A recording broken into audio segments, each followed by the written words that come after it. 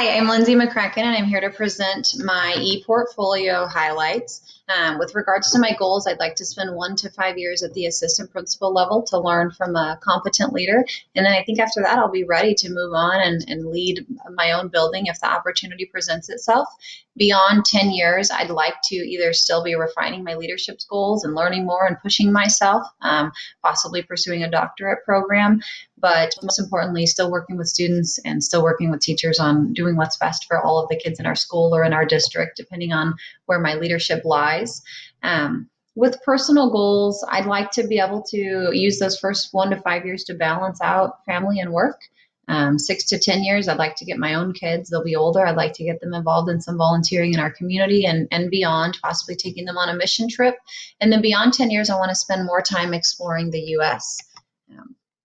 With my leadership philosophy, I think the biggest highlight is that you take your vision, you work to build relationships, and then you use those relationships to really facilitate leadership within your school on a variety of levels. So looking at not what's best for this program, not what can we use this for, but really truly looking at what is best for each student in my school, what is best for each student in my district, from your least engaged to the most engaged, and getting people on board with supporting your vision, using those transformational leadership skills to help that become a reality.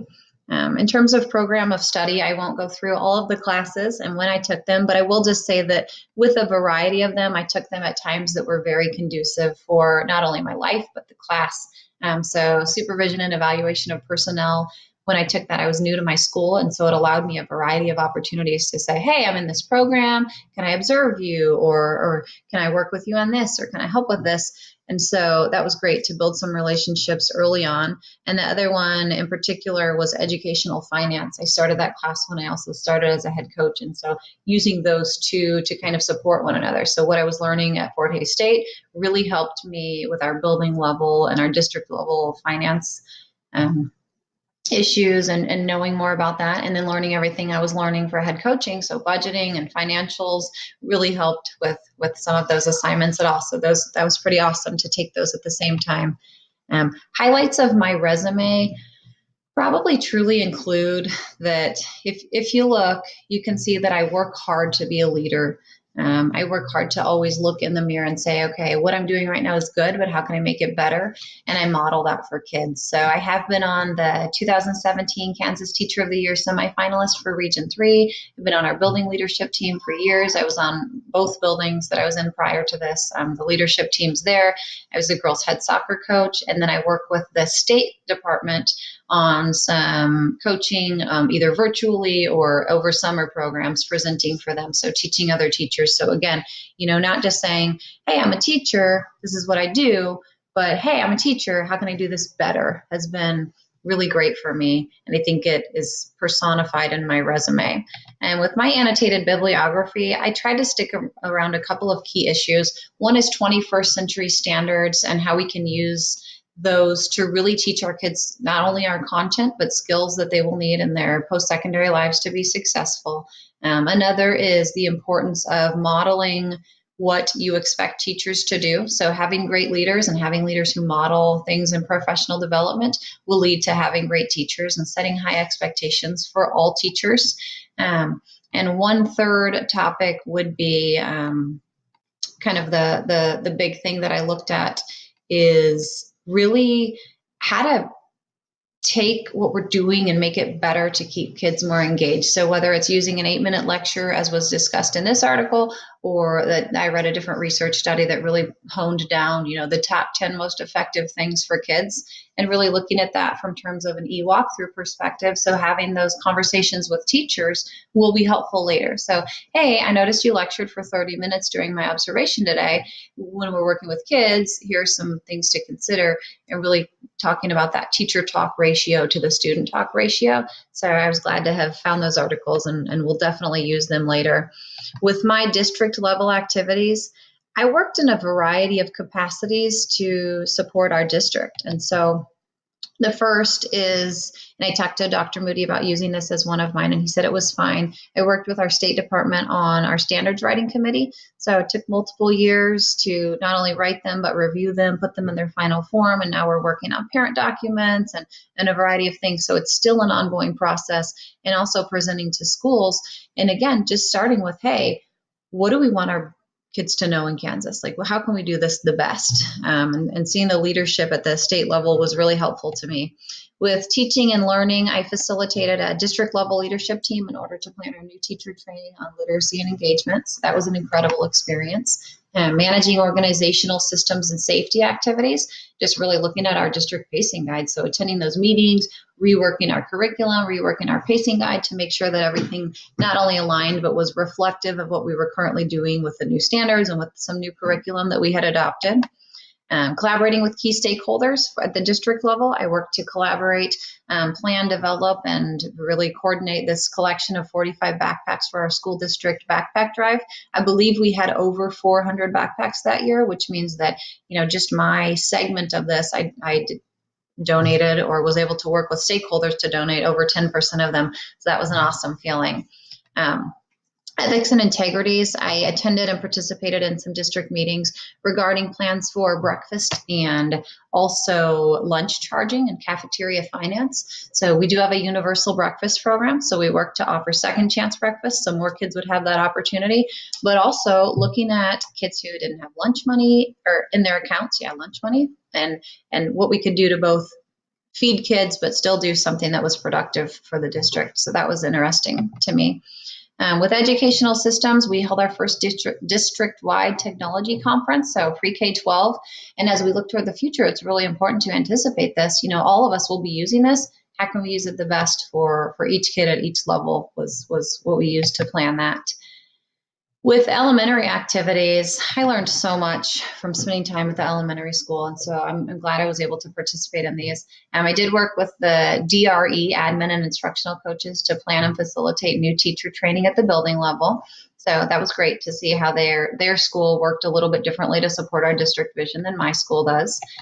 Teaching and learning, I participated in their e-walkthrough training. So I wanted to see not only elementary classrooms and get some walkthroughs in at that level, but also have those important conversations about, okay, well, this is where I put this. Where did you put this? Well, what did you see them doing? And really dissecting what we had seen in each classroom was awesome.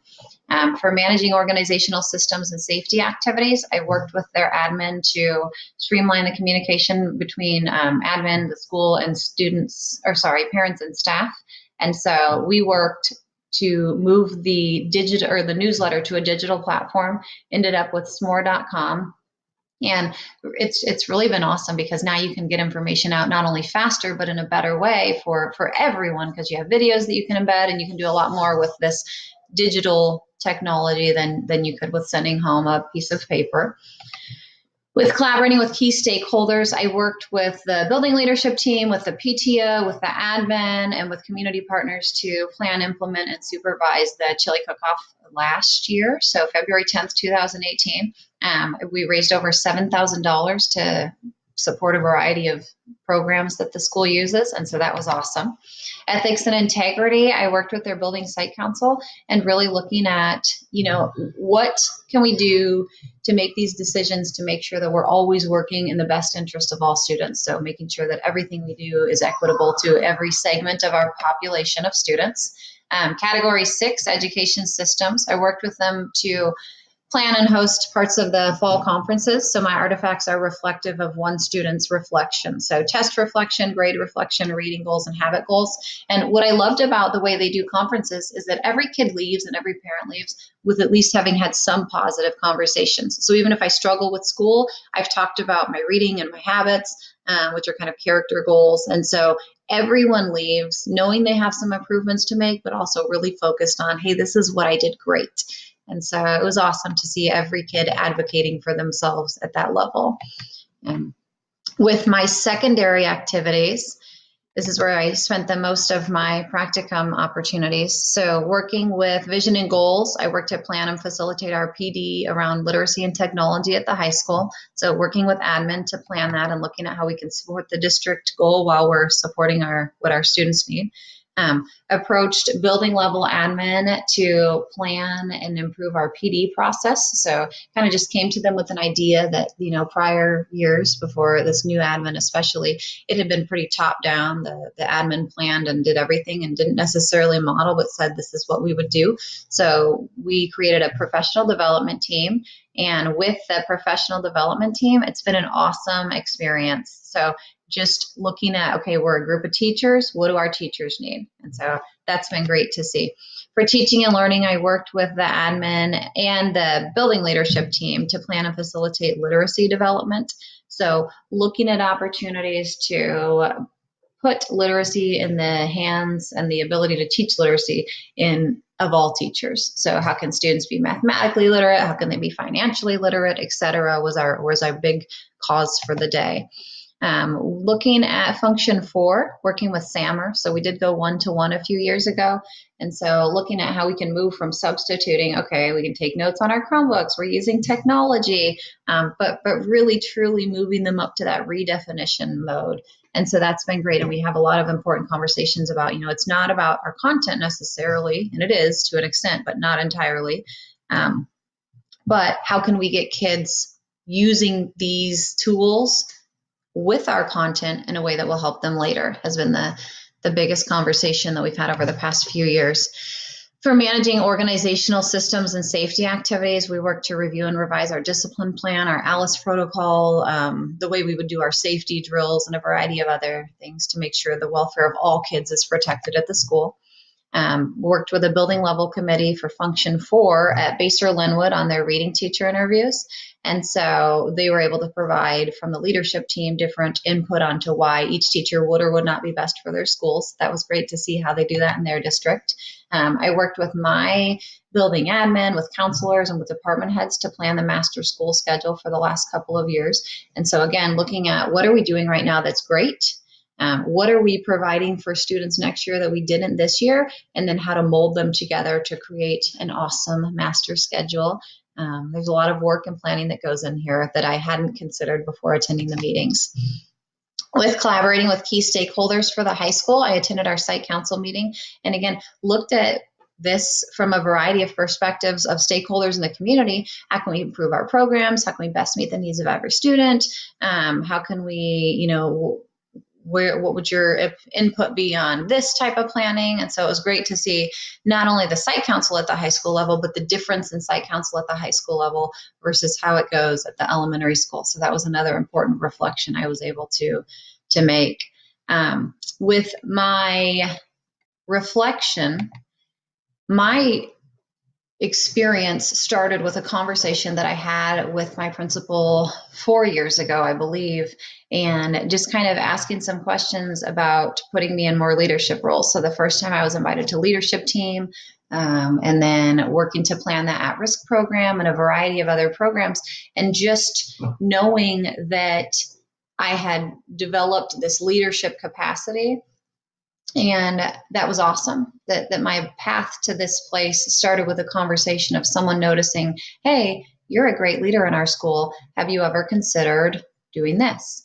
And so over my program, I have learned so much. When I started, I wasn't entirely sure about what all being a principal encompassed, but I knew it had to be more than what I saw, because I think the one thing that I've learned is that so much of what teachers see is just the very tip of the iceberg of the life of an admin. And so it's incredible to have learned that.